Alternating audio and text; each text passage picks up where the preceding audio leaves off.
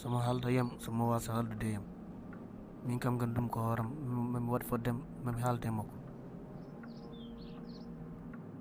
joni kay ko leeli fof ko min leeli ɓaɗa e goto nanganimi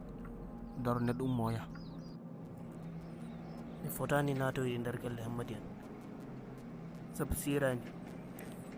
yiyama taw wonko heddi e ɓerde makko mi naata nder galle maɓɓe tawa welaka wona ko min toñi neɗɗo yo salo toñanke. ɗum noon mi daro ɗo tan so tawi o wirtima ɗo mi noddamo min kalda, so jaabima kam moƴƴi, so tawi woni o wirtaki ɗo kadi mi sabbomo ha gongol.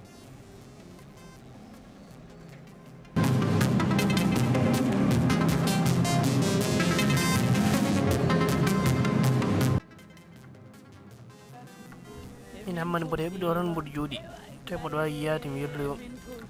ko adi ero ina yona sabu ero ne heddi ha heewi. andi gallowo ene yeewi no feewi waɗi noon ko bonɗanede wala ɗo hoore makko mawde,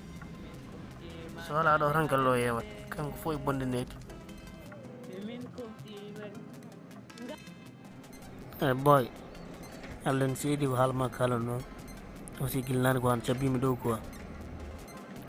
ina hawni no feewi. cikkata tan ko allah longini mi wi yomi daro ɗo maare oɗo joni ɗum waɗimi darade ɗo ko sababude ma, mais addi kam ɗo rek ko yafnadema quoi, yafnademe ko ɓenni hakkude men ko affaire o jarani quoi ko seydani rek affaire o ɓenni jarani ga keɗen nanga ɗum quoi jimo garten place uji men continue nde gonnoɗen. won caɗele ma o gueɗel gotel fenani ma nde so intomi lawol tan mala potten gona wiido galle mon panomi mala ko an ƴewannomi taw fof ko fenade kadi min hangadin hoolarame man vraiment affaire on aussi ene aussi no fewi komi nettoɗo hooladema quoi saabu mi wona ɗo cikkarnomami quoi wona ɗo cikkarnomami aussi to pannomami ɗe wona ɗon jaltirɗa banggue goɗɗo jaltirɗa kam. mais Hammadi o puɗɗino haalullaji quoi o puɗɗino haalullaji ay min mi arema mi siftoran ɗo ko ɓenni quoi garimi rek ko yafnadema sa wi aɗa siftor ɗo ko ɓenni tan halka juutade wonta goɗɗum mais garimi ko yafnadema quoi. wondi foti yaafede ko joom hakkille wona mo ala hakkille, joom hakkille foti yaafede kam anda holko wanno watta hakkille pour ñande wonde, mais an ala hakkille quoi vraiment mi tawi ala hakkille. ok mi ala hakkille mi jaaɓi quoi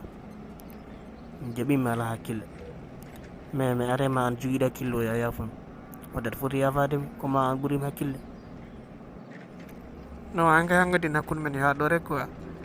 sabu enen en gonna sehilaɓe rek mais en gona yaadiɓe. non Hammadi artir hakkille ma woti wi noon quoi o puɗɗi haalullaji woti wi noon.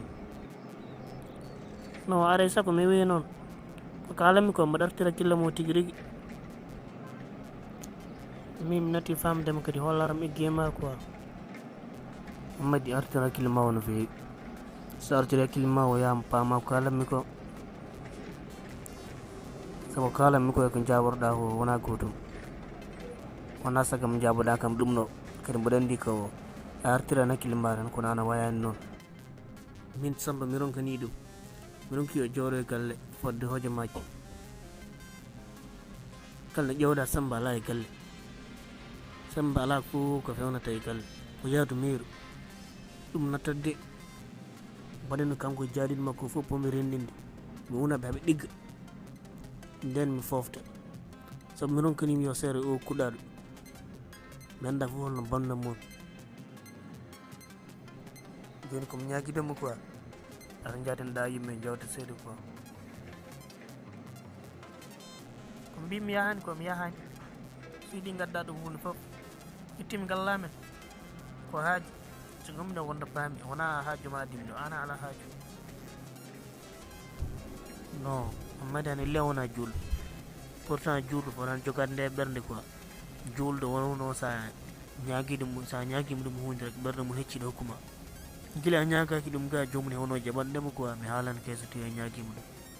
ko noon fonno waade.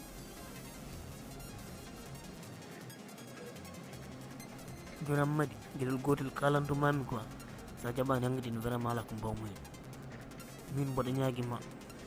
saabu Allah mo ndewɗa o saabu korka ma ka kordaka e galtorɗa hakkille ma o nana o kalmi ko aussi gara jadini quoi